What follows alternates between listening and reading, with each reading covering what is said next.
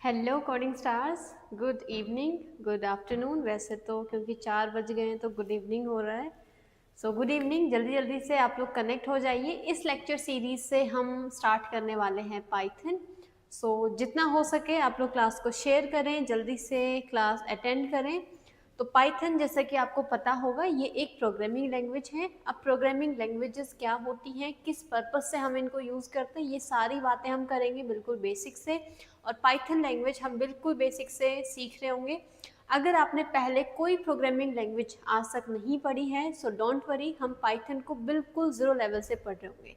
ठीक है, तो जल्दी से आप लोग कनेक्ट हो जाइए, जितना हो सके आप लोग क्लास को शेयर कीजिए। ओके, तो क्या आप लोगों ने पहले थोड़ा बहुत पाइथन के बारे में या किसी भी दूसरे प्रोग्रामिंग लैंग्वेज के बारे में पढ़ा है? तो एक बार मुझे बताओ आप लोग। बाकी अगर नहीं भी पढ़ा है तो भी कोई इशू नहीं है। ओके, बाकी मैं हमेशा यही कहती हूँ कि हमें सी लैंग्वेज से स्टार्ट करना चाहिए। बाकी क्योंकि आप लोगों के सिलेबस में नहीं है तो कोई बात नहीं, हम पाइथन से स्टार्ट करेंगे बिल्कुल ज़ीरो लेवल से। ठीक है,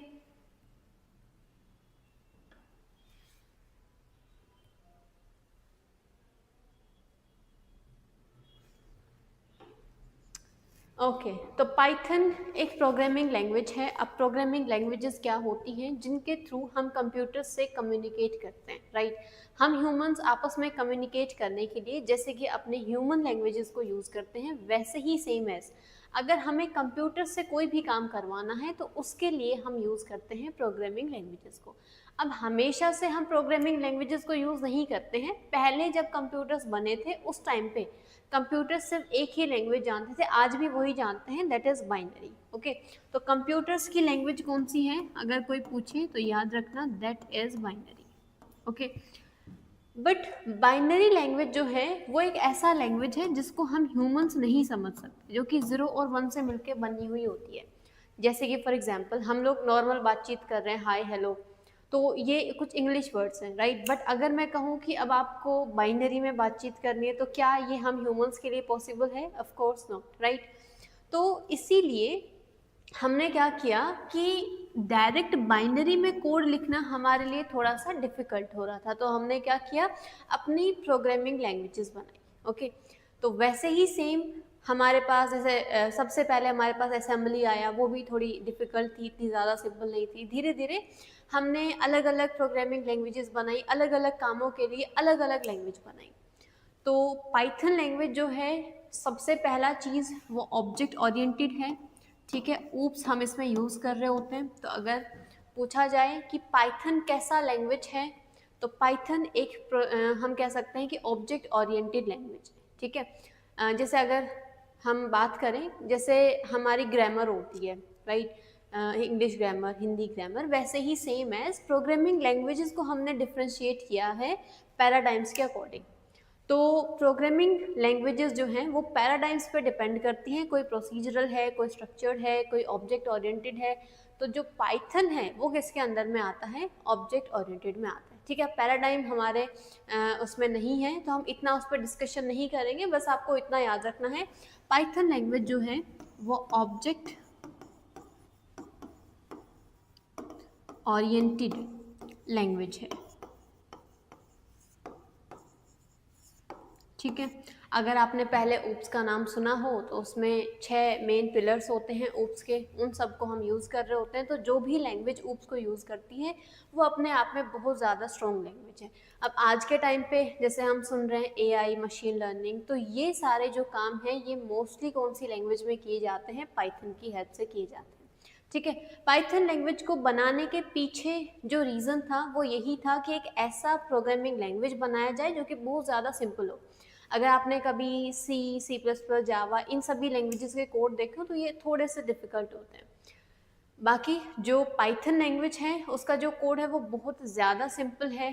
ठीक है, तो पाइथन को बनाने के पीछे जो रीज़न था मेन वो यही था कि एक ऐसा प्रोग्रामिंग लैंग्वेज बनाया जाए जो कि बहुत ज़्यादा सिंपल हो, जिसको हम बिगिनर्स सिंपली हम सीख सकें, उस पर काम कर सकें। ठीक है, तो पाइथन जो है वो आज के टाइम पे मोस्टली यूज प्रोग्रामिंग लैंग्वेज है। अगर कोई पूछे कि किस पर्पज से हम यूज़ करते हैं, तो आज के टाइम पे हम मोस्टली इसको मशीन लर्निंग, एआई, इन सब में हम यूज़ कर रहे होते हैं। ओके, अब वापस आ जाते हैं कि अगर कंप्यूटर बाइनरी लैंग्वेज समझता है तो फिर वो प्रोग्रामिंग लैंग्वेजेस कैसे समझता है। अभी मैंने कहा आपको स्टार्टिंग में कि प्रोग्रामिंग लैंग्वेजेस हम क्यों यूज़ करते हैं, ताकि हम कंप्यूटर से कम्युनिकेट कर सकें, बट कंप्यूटर्स तो बाइनरी समझता है। अब जैसे कि फॉर एग्जांपल मैं कहूँ कि मुझे हिंदी लैंग्वेज आता है, अब आप बोल रहे हो फ्रेंच में, तो मैं आपकी लैंग्वेज नहीं समझ सकती, राइट। तो अब हमें एक बीच में ऐसे ट्रांसलेटर की रिक्वायरमेंट होगी जो कि आपकी लैंग्वेज को मेरी लैंग्वेज में ट्रांसलेट करें, सो दैट हम आपस में कम्युनिकेट कर सकें, राइट। तो वैसे ही सेम हम अपने प्रोग्रामिंग लैंग्वेजेस को बाइनरी में, या हम इसको मशीन कोड भी कह सकते हैं, यहाँ लिख देती हूँ,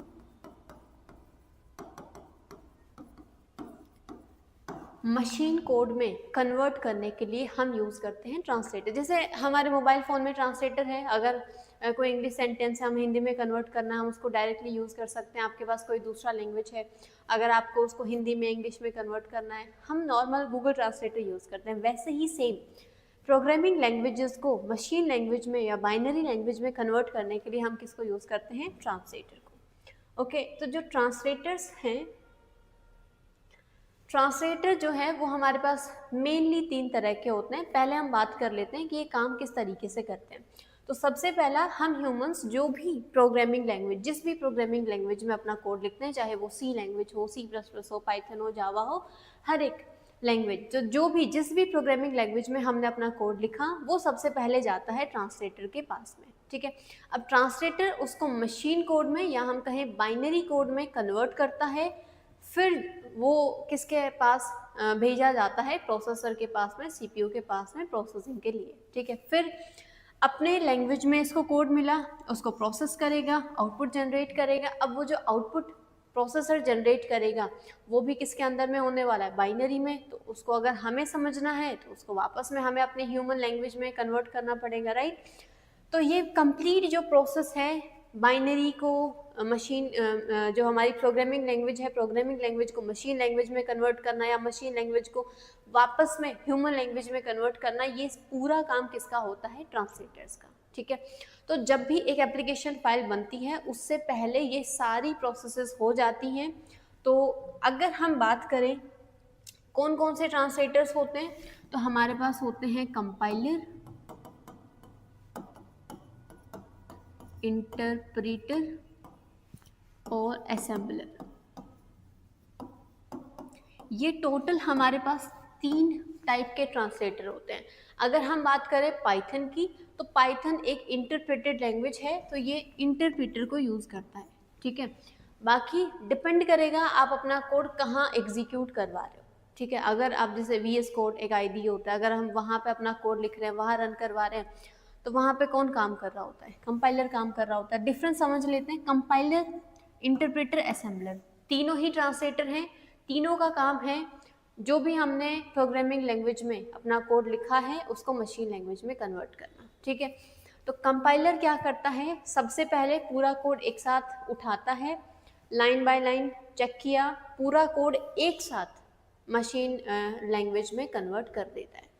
अब मशीन लैंग्वेज में कन्वर्ट करने से पहले अगर हमारे कोड में कोई भी मिस्टेक्स हैं, जैसे कि फॉर एग्जांपल हमने कोई भी टेस्ट दिया, अब मार्क्स देने से पहले हम क्या करते हैं, पहले पूरा कॉपी चेक करते हैं, राइट। कि अगर वहाँ पे आपने कोई भी मिस्टेक किया है, आपका कोई आंसर रॉन्ग है, कहीं स्पेलिंग मिस्टेक है, तो उन सबको हाईलाइट किया जाता है, राइट। वैसे ही सेम एज अगर हमने अपना कोड लिखा है तो ज़रूरी नहीं है कि वो कम्प्लीटली एरर फ्री होगा, कहीं ना कहीं तो हमने मिस्टेक किया होगा सिंटेक्सेस में, जिसको हम कहते हैं कि जैसे हमारी नॉर्मल इंग्लिश हिंदी में ग्रामर होती है, वही सेम प्रोग्रामिंग लैंग्वेजेस के लिए सिंटेक्स होता है। किसी भी स्टेटमेंट को लिखने का तरीका, जैसे हर एक लाइन को लिखने का तरीका होता है इंग्लिश ग्रामर में, हिंदी ग्रामर में, वैसे ही सेम होता है। बाकी हम आगे देखेंगे किसका क्या सिंटेक्स होता है। तो अगर हमने अपने प्रोग्राम में कहीं भी कोई भी मिस्टेक किया है सिंटेक्स से रिलेटेड, तो उन सभी को कौन कैच करता है, कंपाइलर, ठीक है। तो कंपाइलर एक ट्रांसलेटर है जिसका काम है हमारे कोड को उठाना, प्रोग्रामिंग लैंग्वेज में जो भी हमने कोड लिखा है, वो कोई भी प्रोग्रामिंग लैंग्वेज हो सकती है, नॉट ओनली पाइथन, कोई भी XYZ कोई भी प्रोग्रामिंग लैंग्वेज हो सकती है। उसको उठाया, कंप्लीट उसको रीड किया, अगर उसमें कोई एरर्स हैं तो मैसेज के साथ में हमें प्रिंट करवा दिया जाता है कि इस स्टेटमेंट में ये आपका एरर है। फिर जैसे ही हम उन एरर्स को सॉल्व करते हैं उसको वापस कंपाइल करेगा, वापस जो है मशीन कोड में चेंज कर दिया जाएगा फाइनली। तो कंपाइलर एक साथ कंप्लीट कोड उठाता है, पूरा चेक करता है, फिर मशीन कोड में चेंज करता है। बट इंटरप्रेटर क्या करता है, ये हमारे कोड को एक एक लाइन को चेक करता है, एक एक लाइन को हम कह सकते हैं कि ट्रांसलेट करता है। कि सबसे पहले हमने ये अपना कोई भी प्रोग्राम लिखा, ठीक है, पाइथन प्रोग्राम हमने लिखा है, ये सबसे फर्स्ट लाइन पे आएगा, इसको चेक करेगा, अगर ये एरर फ्री है तो इसको मशीन कोड में चेंज करेगा। फिर नेक्स्ट पे आएगा, नेक्स्ट वन को इवेलुएट करेगा, ठीक है, कि इसको सबसे पहले चेक करेगा कि क्या ये एरर फ्री है, अगर ये एरर फ्री है तो आगे मशीन कोड में चेंज कर देगा। तो इसी तरीके से इंटरप्रेटर जो है वो लाइन बाय लाइन वर्क करता है। कंपाइलर पूरे कोड को एक साथ उठाता है, एक साथ कंपाइल करता है, but interpreter line by line work करता है। तो पाइथन जो है, पाइथन एक इंटरप्रेटेड लैंग्वेज है जिसको हम लाइन बाय लाइन भी एग्जीक्यूट कर सकते हैं। तो इसीलिए जब हम लाइन बाय लाइन एग्जीक्यूट कर रहे होते हैं अपने कोड को, तो वहाँ पे हम किसको, कौन से ट्रांसलेटर को हम यूज़ कर रहे होते हैं, इंटरप्रेटर को। और अगर हम अपना कोड एक साथ कंपाइल कर रहे हैं उस टाइम पे हमारे कोड को कौन ट्रांसलेट करता है, कंपाइलर, ठीक है, ये चीज़ हमें ध्यान रखनी है। फिर असेंबलर, अब मैंने कहा था कि जब हमारे पास बाइनरी था सिर्फ, उसके बाद में पहला लैंग्वेज हमारे पास आया था असेंबली। तो असेंबली भी क्योंकि प्रोसेसर नहीं समझ सकता, क्योंकि वो तो सिर्फ 0-1 जानता है, तो असेंबली लैंग्वेज के कोड को भी मशीन कोड में चेंज करने के लिए हमने एक ट्रांसलेटर बनाया था जिसका नाम था क्या, असेंबलर। तो असेंबलर का काम क्या है, असेंबली लैंग्वेज के कोड को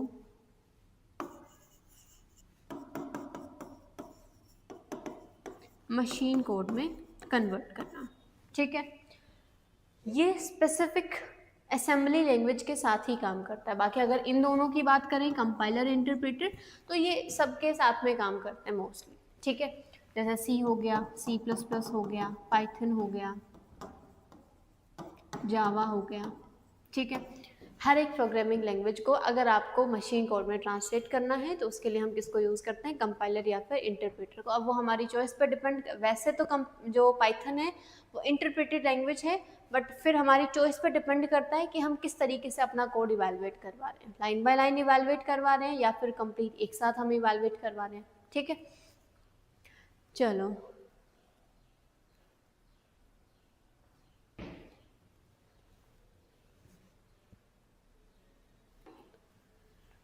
तो आगे बात करते हैं। तो यहाँ तक हमने देख लिया पूरा प्रोग्रामिंग लैंग्वेजेस क्या हैं, किस तरीके से हम प्रोग्रामिंग लैंग्वेजेस को मशीन लैंग्वेज में हम कन्वर्ट करते हैं, ठीक है। अब a language through which we can communicate with computers, तो यही हमारे पास प्रोग्रामिंग लैंग्वेजेस होती है जिनके थ्रू हम कंप्यूटर से बातचीत कर सकते हैं, ठीक है। तो पाइथन भी इन्हीं में से एक है। अब पाइथन को बनाने के पीछे जो मेन रीज़न था वो मैंने बता दिया कि ताकि हम एक ऐसा लैंग्वेज में हम कोड लिखें जो कि बहुत ज़्यादा सिंपल हो, ठीक है। तो पाइथन सबसे ज़्यादा सिंपल लैंग्वेज है। चलो आगे चलते हैं। अब कुछ फीचर्स की हम बात कर लेते हैं पाइथन लैंग्वेज के। तो सबसे पहला फीचर तो यही आ जाता है कि ये इजी टू लर्न है, सबसे ज़्यादा इजी लैंग्वेज है, ओके। अब अगर आपने बाकी लैंग्वेजेस के कोड अगर देखे हो तो वो थोड़े से कॉम्प्लेक्स होते हैं। बाकी अगर सिर्फ ऊपर से देखें तो क्योंकि पाइथन में जो हम कोड लिखते हैं वो देखने में सिंपल लगता है, बट बिहाइंड द सीन जो बाकी लैंग्वेजेस हैं जैसे C++, वो समझने के लिए ज़्यादा सिंपल होती है ना। बाकी जब हम पाइथन में कोड लिखते हैं बहुत एक एक लाइन में और बहुत सिंपल तरीके से हम अपना कोड लिख रहे होते हैं। तो देखेंगे आगे जब हम पाइथन का कोई भी कोड लिखेंगे। ओपन सोर्स लैंग्वेज है। ओपन सोर्स का मतलब है सबसे पहला फ्री टू यूज़ है, दूसरा अगर आप उसमें कुछ अपडेट करना चाहते हैं तो आप अपडेट कर सकते हैं, ठीक है। नेक्स्ट ऑब्जेक्ट ओरिएंटेड है। सबसे मेन फीचर है इसका कि ये ऑब्जेक्ट ओरिएंटेड लैंग्वेज है, ठीक है, ओप्स बेस्ड है, ऑब्जेक्ट ओरिएंटेड प्रोग्रामिंग लैंग्वेज है। तो ये हमें याद रखना है। तो काफ़ी बार पूछ लिया जाता है कि पाइथन लैंग्वेज कैसा है, राइट। तो पाइथन लैंग्वेज कैसा है, ऑब्जेक्ट बेस्ड है, ऑब्जेक्ट ओरिएंटेड बेस्ड है। हाई लेवल लैंग्वेज है। अब हाई लेवल लैंग्वेजेस कौन सी होती हैं? हाई लेवल लैंग्वेजेस वो सारी प्रोग्रामिंग लैंग्वेजेस होती हैं जो कि ह्यूमन अंडरस्टैंडेबल होती हैं। जैसे कि फॉर एग्जांपल क्या binary human high level language होगी? बाइनरी जो है वो हम ह्यूमंस नहीं समझ सकते। तो बाइनरी लैंग्वेज कैसा है, मशीन लेवल लैंग्वेज है, राइट। मैं लिख देती हूँ यहाँ पे, जैसे कि बाइनरी है, बाइनरी मशीन लेवल लैंग्वेज है, या फिर हम कह सकते हैं इसको लो लेवल लैंग्वेज है। ओके बट अगर हम बात करें पाइथन की, तो पाइथन एक हाई लेवल लैंग्वेज है, क्योंकि जब हम इसके सिंटेक्स को देखेंगे, जब हम इसमें लिखा हुआ कोड देखेंगे, तो वो हमारी ह्यूमन अंडरस्टैंडेबल लैंग्वेज इंग्लिश में ही लिखा हुआ है। इसीलिए जो भी लैंग्वेज इंग्लिश लैंग्वेज को यूज़ कर रही हैं, जो हम अपनी नॉर्मल लाइफ में जो वर्ड्स यूज़ करते हैं, जो हम सिंबल्स यूज़ करते हैं नॉर्मल मैथमेटिक्स में, वही सारी चीज़ें अगर हम किसी प्रोग्रामिंग लैंग्वेज में यूज़ कर रहे हैं, तो उस लैंग्वेज को हम क्या कहते हैं, हाई लेवल लैंग्वेज। ठीक है, पाइथन की अगर बाइनरी की बात करें तो ये कम्प्लीटली 0-1 में होता है, हम इसको ना बोल सकते हैं ना हम पढ़ सकते हैं, राइट। अगर मैं कुछ भी लिख के दूँ बाइनरी में, तो क्या हम बता सकते हैं कि इसका क्या मीनिंग है, या मैं कहूँ मैंने लिखा हाई, ये मैंने इंग्लिश में लिखा, अब आप इसको बाइनरी में लिखो, तो क्या ये हमारे लिए पॉसिबल है, नहीं है, राइट। नेक्स्ट पोर्टेबल है। पोर्टेबल का मतलब क्या होता है, जैसे ये पोर्टेबल एक इंग्लिश वर्ड है जिसका मतलब होता है कि एक ऐसा चीज़ जिसको हम पोर्टेबल कहेंगे कि इसको हम हर जगह लेके घूम सकते हैं। जैसे कि ये पेन है, इसको हम हर जगह लेके घूम सकते हैं, राइट। हमारा मोबाइल फ़ोन है वो पोर्टेबल होता है। अगर हम इस पैनल की बात करें तो क्या ये पोर्टेबल है, नहीं है। अगर मुझे लेक्चर लेना है, रिकॉर्डिंग करना है, तो मुझे यहीं पे आके इसको यूज़ करना पड़ेगा, राइट। ये पोर्टेबल नहीं है। तो प्रोग्रामिंग लैंग्वेजेस के केस में पोर्टेबल का क्या मतलब है, पोर्टेबल का मतलब है वो प्रोग्रामिंग लैंग्वेज पोर्टेबल होती है जिसको आपने किसी भी एक सिस्टम में अपना कोड लिखा, ठीक है, ये मेरा कोई ए सिस्टम है, यहाँ पे मैंने अपना पाइथन कोड लिखा, अब मैं इस सेम कोड को लेके जाती हूँ किसी बी सिस्टम पे और मैं इसको यहाँ रन करने की कोशिश करती हूँ, एग्जीक्यूट करने की कोशिश करती हूँ। अगर मैंने कोड लिखा ए सिस्टम पे, उसी सेम को मैं लेके जाती हूँ बी सिस्टम पे, अगर वो यहाँ पे भी सक्सेसफुली एग्जीक्यूट हो जाता है, इसका मतलब जिस भी लैंग्वेज में आपने ये कोड लिखा है वो लैंग्वेज कैसा है, पोर्टेबल है। ठीक है, अगर ऐसा हो कि ऑपरेटिंग सिस्टम की बात करें, जैसे मैंने कोड लिखा विंडोज़ ऑपरेटिंग सिस्टम पे, ये भी है विंडोज़ और ये विंडोज़ 11 है, ये 10 है। अगर ऑपरेटिंग सिस्टम की बात करें, ऑपरेटिंग सिस्टम सेम है बट फिर भी कॉन्फ़िगरेशन थोड़ा सा चेंज हो रहा है, ये 10 है, ये 11 है, राइट।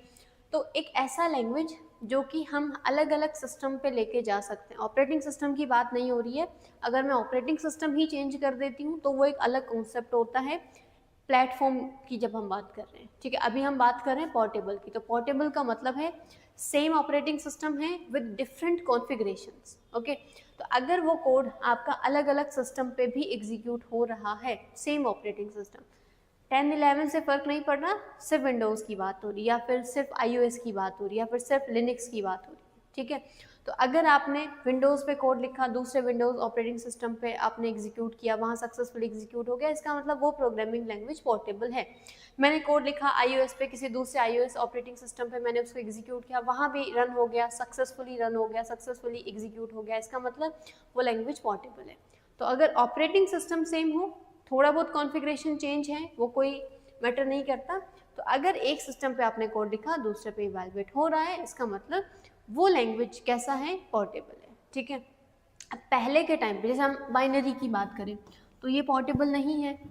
कैसे, अगर आपने कोड लिखा विंडोज़ 10 पे, तो आप सेम एग्जैक्ट सेम कॉन्फ़िगरेशन वाला सिस्टम अगर आपके पास दूसरा है, सिर्फ वहीं पे आप इसको रन कर सकते हो, जैसे ही थोड़ा भी कॉन्फ़िगरेशन चेंज होगा वहाँ पे ये फेल हो जाएगा।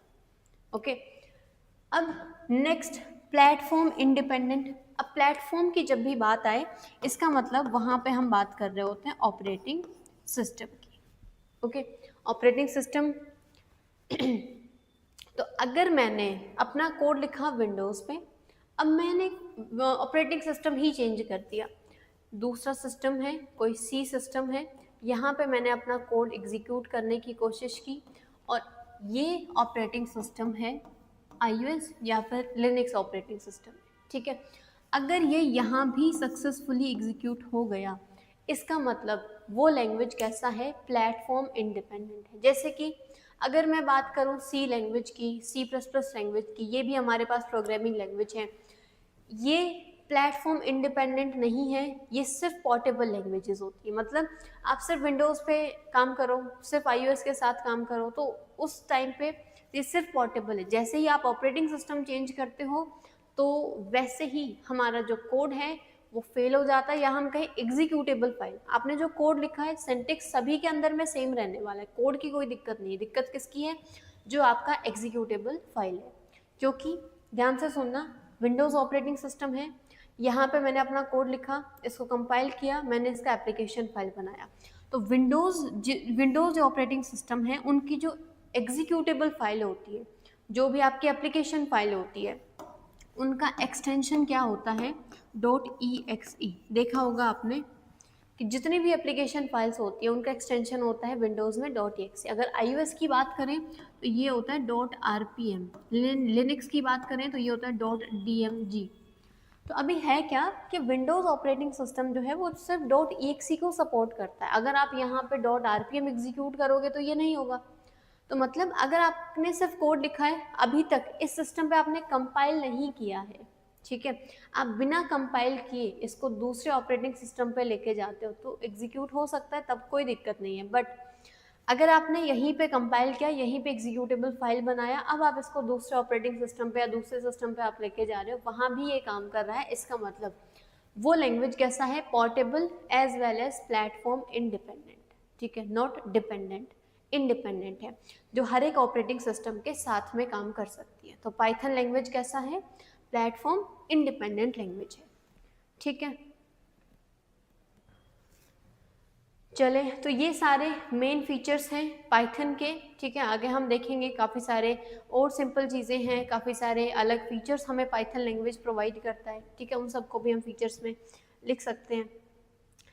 सो पाइथन लैंग्वेज जो है वो कब बनी थी? 1991 में। इस पे जो काम है वो 89 में ही स्टार्ट हो गया था पाइथन लैंग्वेज पे। और किसने बनाया था? Guido van Rossum. तो आप देख लेना किस तरीके से आप प्रोनाउंशिएट करेंगे इस नाम को, ठीक है। तो ये थे पाइथन लैंग्वेज के इन्वेंटर जिन्होंने पाइथन लैंग्वेज बनाया था। तो करीब 2 साल लग गए पाइथन लैंग्वेज बनाने में, ठीक है। पहले ये एक ABC नाम की प्रोग्रामिंग लैंग्वेज पे काम करते थे, उसमें इनको कुछ कमियां लगी तो इन्होंने सोचा कि एक ऐसा ही लैंग्वेज बनाते हैं जो बहुत ज़्यादा सिंपल हो, इजी टू यूज़ हो, इजी टू लर्न हो। तो इन्होंने किसका इन्वेंशन किया? पाइथन लैंग्वेज का। कब किया? 1991 में। ये डेट हमें याद रखना है, ठीक है।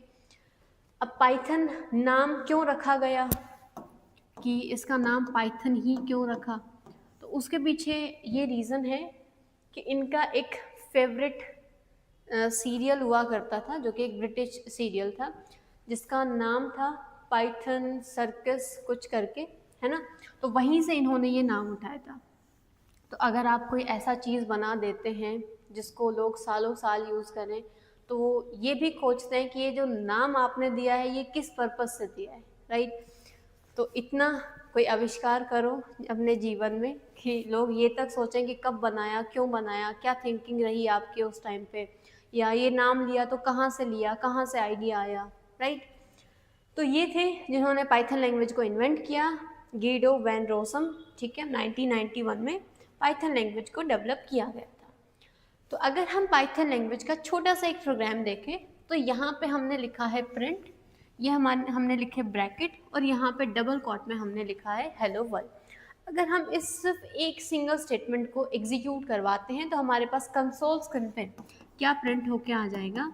Hello world. ये हमारे पास कंसोल स्क्रीन पे मैसेज जो है वो प्रिंट होके आ जाएगा, ठीक है। तो एक छोटा सा हेलो वर्ल्ड प्रोग्राम है। तो बेसिकली जब भी हम कोई भी प्रोग्रामिंग लैंग्वेज सीखना स्टार्ट करते हैं तो एक हेलो वर्ल्ड हम प्रिंट करवाते हैं। ये बेसिकली तो हम इसलिए करते हैं कि जिस भी आईडी पे आप काम कर रहे हो तो उसमें प्रिंट करवा के देखो कि वो सही से सेटअप हो गया है कि नहीं। बाकी ये छोटा सा प्रोग्राम है, तो पाइथन कुछ इतना सिंपल तरीके से नज़र आता है। हमने सिर्फ लिखा प्रिंट, डबल कोट में अपना मैसेज लिख दिया, वो डायरेक्टली कंसोल स्क्रीन पे प्रिंट हो गया, राइट। तो बाकी लैंग्वेजेस की तरह ये कॉम्प्लेक्स नहीं है, बहुत ज़्यादा सिंपल है। इवन अभी जब हम वेरिएबल्स की बात करेंगे, वेरिएबल्स बनाएंगे, उस टाइम पे भी हम देखेंगे कि कितना ज़्यादा सिंपल है, ओके।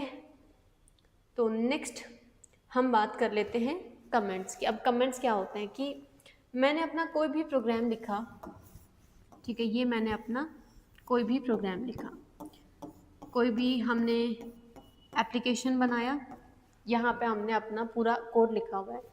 अब देखो, जब भी आप टेक्निकल अगर वे में अगर हम बात करें, तो जब भी हम कोई भी किसी भी एप्लीकेशन पे काम कर रहे हैं, अब ज़रूरी नहीं है कि हमेशा आप ही उस एप्लीकेशन पे काम करते रहोगे, आप अकेले हो जो उस एप्लीकेशन पे काम कर रहे हो। जैसे कि आपने कोई सॉफ्टवेयर बनाया या आपने कुछ भी डेवलप करने की कोशिश की, तो ज़रूरी थोड़ी है आप अकेले पर्सन उस पर डेवलपमेंट में काम कर रहे हो, बाकी पूरी टीम के साथ आप काम कर रहे होते। तो जो भी छोटा सा कोड अगर आपने ऐड किया है, तो वो किस पर्पज़ से ऐड किया है, तो वो एक मैसेज हम यहाँ पे लिख देते हैं कि ये जो छोटा सा कोड है, स्पेसिफिक ब्लॉक है, ये किस किस पर्पज़ से हमने लिखा है या ये क्या काम कर रहा है, ताकि जो दूसरा पर्सन उस सेम प्रोजेक्ट पे काम कर रहा है, उस सेम एप्लीकेशन पे काम कर रहा है, वो इसको देख के समझ जाए कि हाँ ये स्पेसिफिकली इस चीज़ के लिए लिखा हुआ। तो बेसिकली छोटा सा मैसेज देने के लिए, नोट यूज़र्स को मैसेज देने के लिए नहीं, जो हम प्रोग्रामर्स की जो टीम बैठी हुई है उनको मैसेज देने के लिए, आपके बाद अगर कोई दूसरा पर्सन आके उस सेम प्रोजेक्ट पे काम कर रहा है तो उसके लिए मैसेज, उसको एक मैसेज देने के लिए हम किनको यूज़ करते हैं, कमेंट्स को, ठीक है। तो अलग अलग लैंग्वेज में अलग अलग तरीके से हम कमेंट्स ऐड करते हैं। तो अगर हम बात करें पाइथन की, पाइथन में अगर आपको सिंगल लाइन कमेंट रखना है तो आप यूज़ करते हैं हैश सिंबल को। अब उससे आगे जो भी आप सिंगल स्टेटमेंट, उस स्टेटमेंट में जो भी कुछ लिखेंगे वो आपके कोड का पार्ट नहीं होगा, ठीक है, वो एक डिसेबल तरीके से बिहेव करेगा, तो वो सिर्फ आपको ही शो होता है, कभी भी ना वो इंटरप्रेटर के पास जाता है ना वो कंपाइलर के पास जाता है, ये सिर्फ आपको अपने प्रोग्राम में शो हो रहा होता है, ठीक है। अगर आपको मल्टीपल लाइंस में कमेंट रखना है तो आप ट्रिपल कोट्स को यूज़ कर सकते हो कुछ इस तरीके से, ठीक है।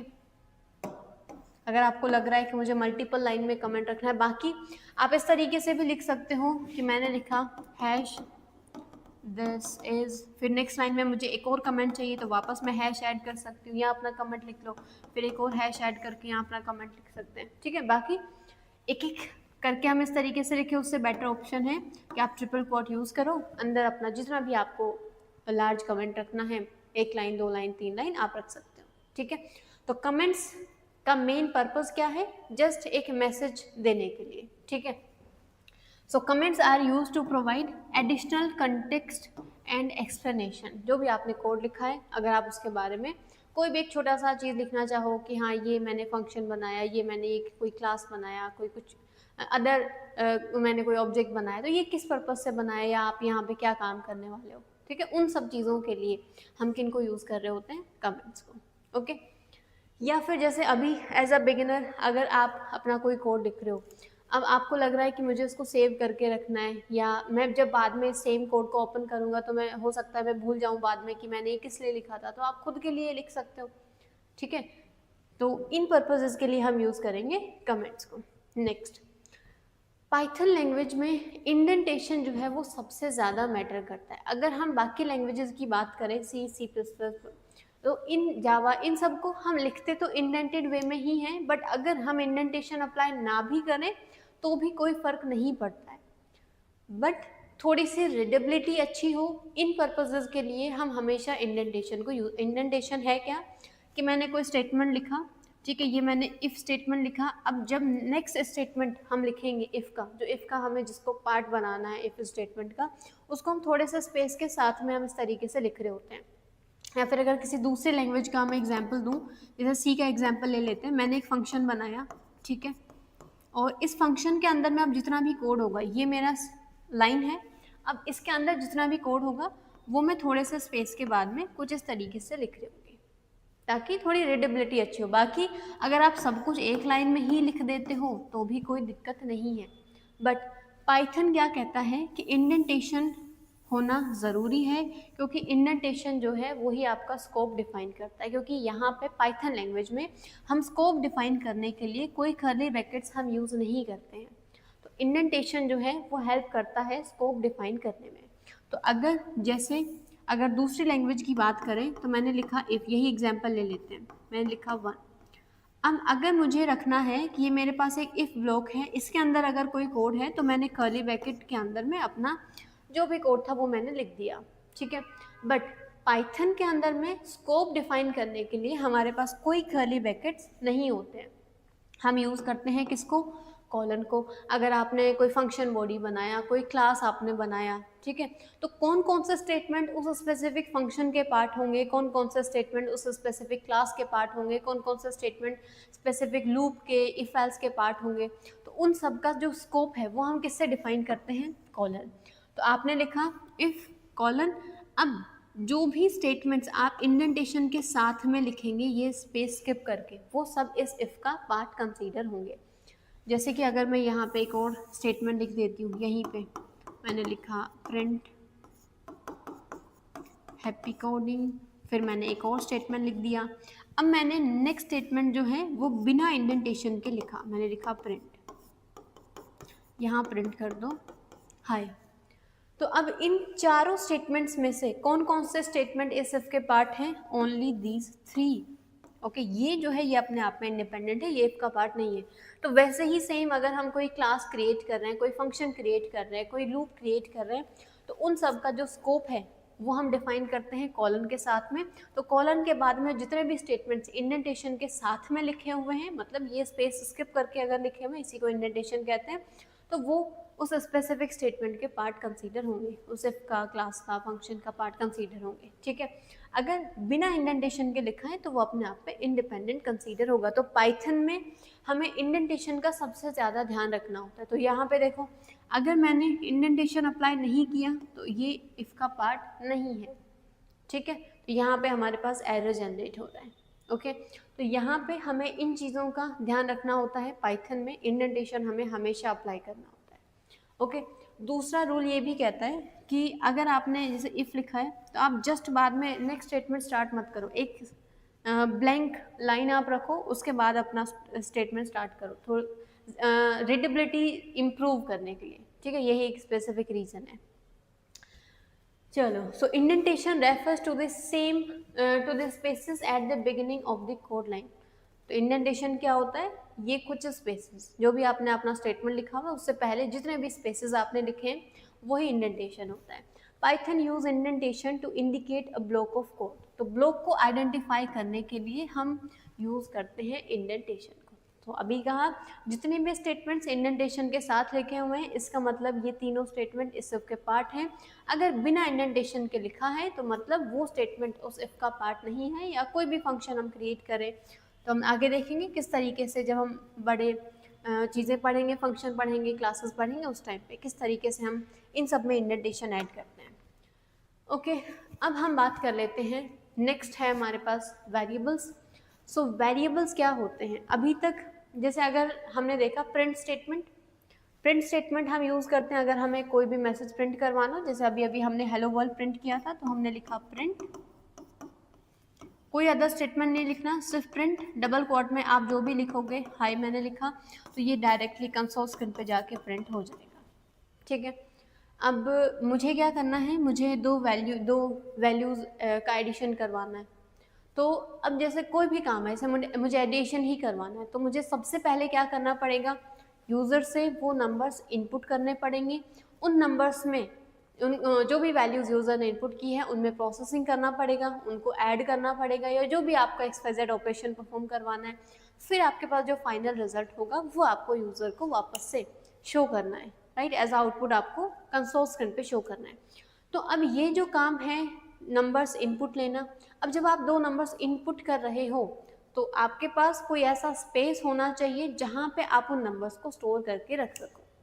मतलब जब हम नंबर्स इनपुट करवा रहे हैं यूज़र से, जब हम वैल्यूज़ यूज़र से इनपुट गेट करेंगे, तो यूज़र ने सपोज 5, 10 इनपुट किया, तो जब यूज़र इनपुट करेगा नंबर्स को तो उनको हमें कहीं स्टोर भी तो करवाना पड़ेगा, राइट। जैसे आप कुछ भी नंबर अगर इनपुट करते हो, जैसे आपने अपना यूज़र नेम, पासवर्ड, ये सब भी अगर आपने इनपुट किया तो वो कहीं ना कहीं किसी ना किसी डेटाबेस में जाके स्टोर होता है। वैसे ही सेम अगर आप कैलकुलेटर यूज़ कर रहे हो तो वो किस तरीके से काम कर रहा है, कहीं ना कहीं वो उन वैल्यूज़ को स्टोर कर रहा है, फिर उनको ऐड कर रहा है, फिर आपको रिजल्ट प्रोवाइड करता है, डायरेक्टली थोड़ी होता है सब। तो वही सेम चीज़ है कि आप पहले नंबर्स इनपुट करोगे, फिर उनमें प्रोसेसिंग करोगे, फिर आप यूज़र को वो शो करोगे। तो आपको मेन चीज़ किस पे ध्यान देना है कि वो वैल्यू आप स्टोर करवाओगे कहाँ। तो वैल्यूज स्टोर करवाने के लिए हम यूज़ करते हैं वेरिएबल्स को। तो वैल्यूज जाके कहाँ स्टोर होती हैं, मेमोरी में। मेमोरी में वैल्यूज को स्टोर करवाने के लिए हम यूज़ करते हैं वेरिएबल्स को। ओके, तो जैसे कि फॉर एग्जांपल ये हमारे पास रैम का स्ट्रक्चर है। रैम में हमारे पास कुछ इस तरीके से छोटे छोटे सेल्स होते हैं, ठीक है। हर एक सेल जो है वो 1 बाइट का होता है। ओके, हर एक सेल 1 बाइट का होता है और हर एक सेल का अपना एक स्पेसिफिक एड्रेस होता है। जैसे इसका कुछ एड्रेस है, इसका कुछ एड्रेस है, स्पेसिफिक कोई भी एड्रेस, क्योंकि जो एड्रेसेस है वो कुछ हेक्साडेसिमल फॉर्म में होते हैं।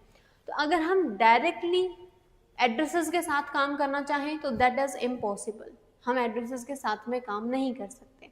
तो हमारे पास ऑप्शन ये है कि आप जो है मेमोरी में स्पेस ऑक्यूपाई करो और उस स्पेस को अपनी तरफ से कोई भी नाम दे दो। जैसे कि मैंने इस मेमोरी लोकेशन को अपनी तरफ से नाम दे दिया क्या, ए।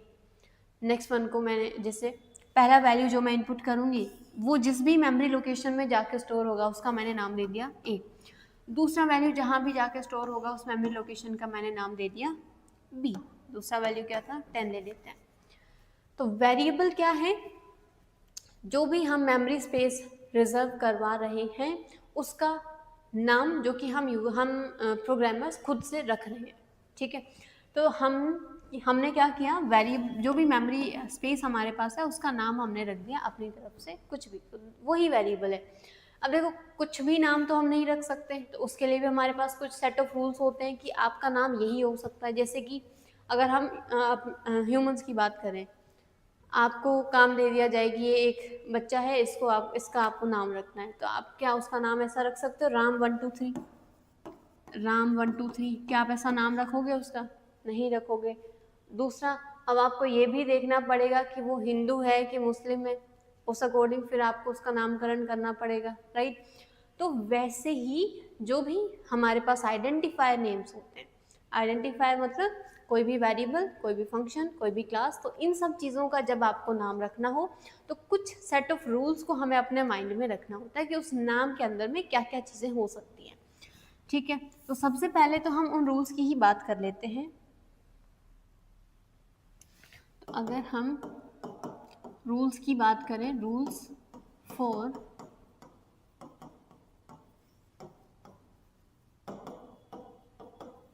नेमिंग वेरिएबल्स, तो सबसे पहला रूल ये है कि आप अपने नेम के अंदर में small letters, capital letters and digits को यूज़ कर सकते हो, ठीक है। डिजिट्स आप यूज़ कर सकते हो, सारी चीज़ें आप यूज़ कर सकते हो, कोई इशू नहीं। जैसे कि अगर मैंने कोई नाम रखा, मैंने रखा num 1 2 3, बिल्कुल तीनों चीज़ें हैं, कैपिटल लेटर है, स्मॉल लेटर है, डिजिट्स है, तीनों चीज़ें आप रख सकते हो। बस डिजिट के केस में आपको ये याद रखना है कि जो डिजिट्स हैं उनको आपको एज अ फर्स्ट लेटर कभी भी यूज़ नहीं करना है। जैसे कि अगर मैंने कुछ ऐसा लिखा 1 2 3 num, तो ये इनवैलिड है, ये वैलिड था। डिजिट आप यूज़ कर सकते हो but not as a first character. तो यहाँ पे आपको हमेशा या तो आप स्मॉल लेटर्स यूज़ करो या अपर केस लेटर्स यूज़ करो। तो अगर आपको नहीं पता है तो मैं लिख देती हूँ अपर केस लेटर्स, ठीक है। जो हमारे पास कैपिटल लेटर्स होते हैं उनको हम कहते हैं upper case letters. Lower case letters, तो जो हमारे पास स्मॉल लेटर्स होते हैं उनको हम कहते हैं लोअर केस लेटर्स। तो आपका जो भी नाम है उसमें आप डिजिट को यूज़ कर सकते हो, कोई रेस्ट्रिक्शंस नहीं है, but as a first character आप यूज़ नहीं कर सकते। अगर मैंने यहाँ लिखा होता ए फिर 1 2 3 num, ऐसा मैंने कुछ लिखा है, कोई इशू नहीं है, वी भी करेक्ट है। तो फर्स्ट जो कैरेक्टर है आपका, फर्स्ट जो लेटर है आपका, वो डिजिट नहीं होना चाहिए। सेकंड हो, थर्ड हो, लास्ट हो, उससे फिर कोई फर्क नहीं पड़ता, सिर्फ फर्स्ट नहीं होना चाहिए, ठीक है। अब इसके पीछे रीज़न क्या है, वो थोड़ा सा रीज़न ऐसा है कि अगर मैं किसी वेरिएबल का नाम 12 रखने की कोशिश करूँ, सिर्फ 12, तो हम नहीं रख सकते क्योंकि ये हमारे पास होते हैं कॉन्स्टेंट्स। क्या होते हैं, कॉन्स्टेंट्स, मतलब फिक्स वैल्यूज। तो इनको हम as a identifier name, as a variable name हम कभी भी यूज़ नहीं कर सकते, ठीक है। तो अगर मैं सिर्फ इतना नाम रखती हूँ तो वो तो एज अ कांस्टेंट कंसीडर होगा, तो फिर वहाँ पे एरर जनरेट होगा। तो हमने रूल ही बना दिया कि आप जो है फर्स्ट कैरेक्टर डिजिट मत रखो, बाकी आप रख लो, बाकी कोई इशू नहीं। और अगर आप सिर्फ एज अ कांस्टेंट अपना वेरिएबल नेम रखने की कोशिश करोगे वो भी इनवैलिड होगा। दूसरा, कोई स्पेशल सिंबल्स नहीं होने चाहिए, जैसे कि फॉर एग्जांपल मैंने लिखा नम +1 2 3, तो प्लस ये तो हमारे पास एक ऑपरेटर की कैटेगरी में आ जाता है। तो ऑपरेटर्स जो हैं उनका एक स्पेसिफिक टास्क होता है, जैसे अगर प्लस की बात करें तो ये क्या करता है, राइट लेफ्ट दोनों साइड में जो वैल्यूज होती हैं उनको ऐड करता है, राइट। तो यहाँ पे अगर ये एडिशन करने बैठ गया फिर, तो इन कंफ्यूजन्स के लिए हमने रूल ही बना दिया कि आप स्पेशल सिंबल्स को यूज़ मत करो, आप ऑपरेटर्स को यूज़ मत करो, आप कॉन्स्टेंट्स को भी यूज़ मत करो। तो यहाँ पे हम स्पेशल सिंबल्स को यूज़ नहीं कर सकते या ऑपरेटर्स को हम यूज़ नहीं कर सकते। अगर मैंने यहाँ लिखा होता num_123, क्या ये वैलिड है? अंडरस्कोर हम यूज़ कर सकते हैं, कोई इशू नहीं है, so this one is valid. अगर यहाँ पे हाइफन होता तो ये इनवैलिड होगा, ठीक है। हाइफन जो माइनस सिंबल होता है, तो माइनस का ना काम तो सब्ट्रैक्शन करना है, तो यहाँ पे ये तो एज अ ऑपरेटर कंसीडर होगा, तो ऑपरेटर्स को हम यूज़ नहीं कर सकते। अगर कोई स्पेशल सिंबल है, मैंने लिखा num,1 2 3, ये स्पेशल सिंबल है, इसको भी आप यूज़ नहीं कर सकते। तो स्पेशल सिंबल्स जो हैं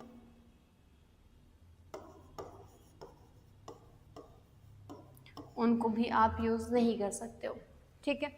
तो ये कुछ रूल्स हैं। आप हमेशा अपना जो भी नाम रखेंगे, सबसे पहला चीज़ कि ये 3 चीज़ें आप यूज़ कर सकते हो, अंडरस्कोर भी यूज़ कर सकते हो, ठीक है। बाकी चीज़ें आप यूज़ नहीं कर सकते। क्यों नहीं यूज़ कर सकते? क्योंकि उनमें से कुछ हमारे पास एज अ ऑपरेटर कंसीडर होते हैं, कुछ हमारे पास स्पेशल सिंबल्स की कैटेगरी में आ जाते हैं। बाकी अगर सिर्फ आप 1 2 ऐसा कुछ नंबर रखने की कोशिश करोगे तो वो हमारे पास कॉन्स्टेंट्स की कैटेगरी में चले जाते हैं। अगर आपने नाम रखने की कोशिश की 15.5, ये भी कॉन्स्टेंट है, ये भी इनवैलिड हो जाएगा, ठीक है।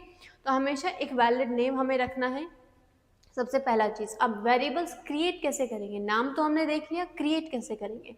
सो पाइथन के अंदर में डेटा टाइप, फिर ऐसा कि डिक्लेरेशन, डेटा टाइप, ये सब हमारे पास नहीं होता है क्योंकि बहुत सिंपल है पाइथन। तो हम यहाँ पे हम क्या करते हैं, सिर्फ अपना वेरिएबल नेम लिखते हैं, वैल्यू असाइन कर देते हैं, जो वैल्यू आपको असाइन करना।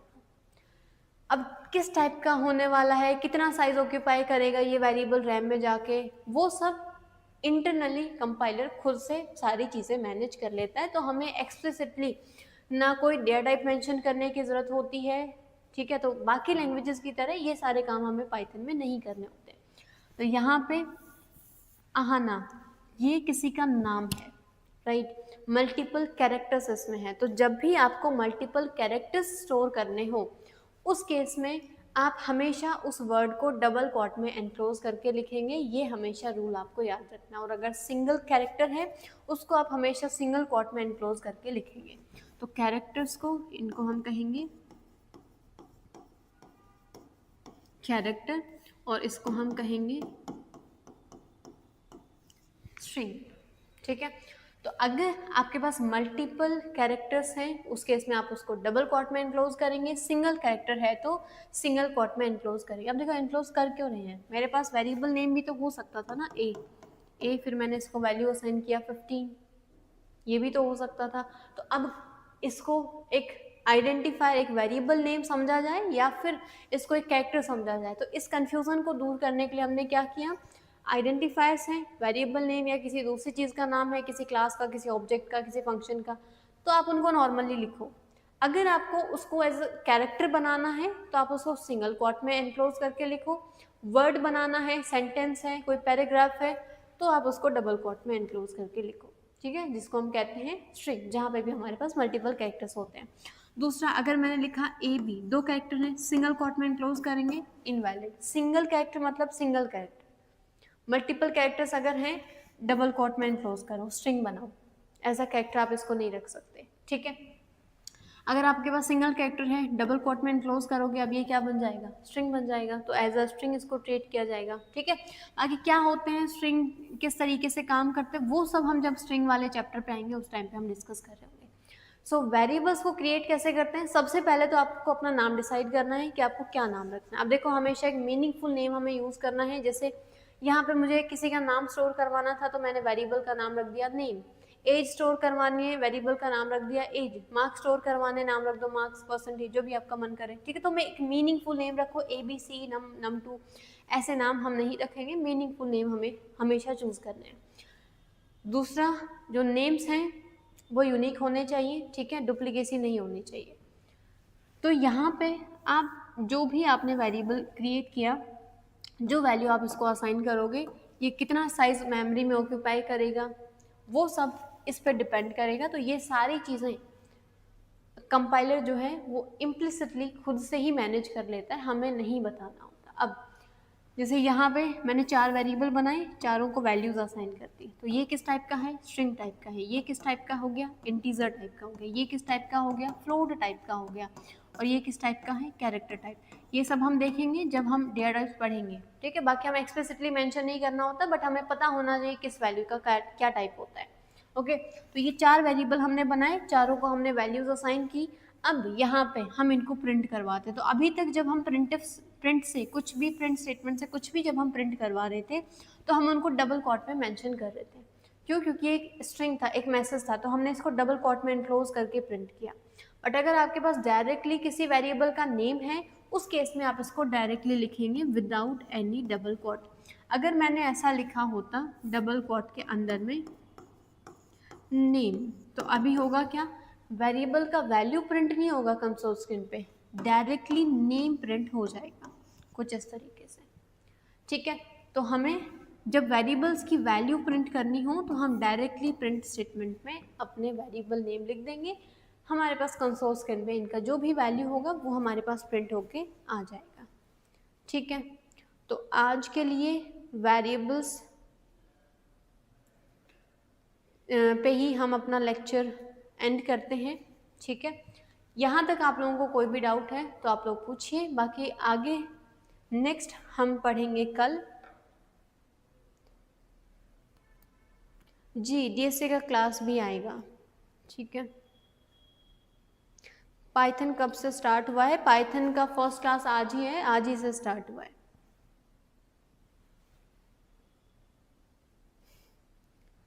ठीक है, तो अब हम बात करते हैं आगे पाइथन के बारे में कल, जब कि हम कुछ डेटा टाइप्स, कुछ लिटरल्स वगैरह हम पढ़ रहे होंगे। तो आज के लिए इतना ही, मिलते हैं नेक्स्ट क्लास में। आगे मनोज सर का क्लास है तो उसको आप अटेंड करना।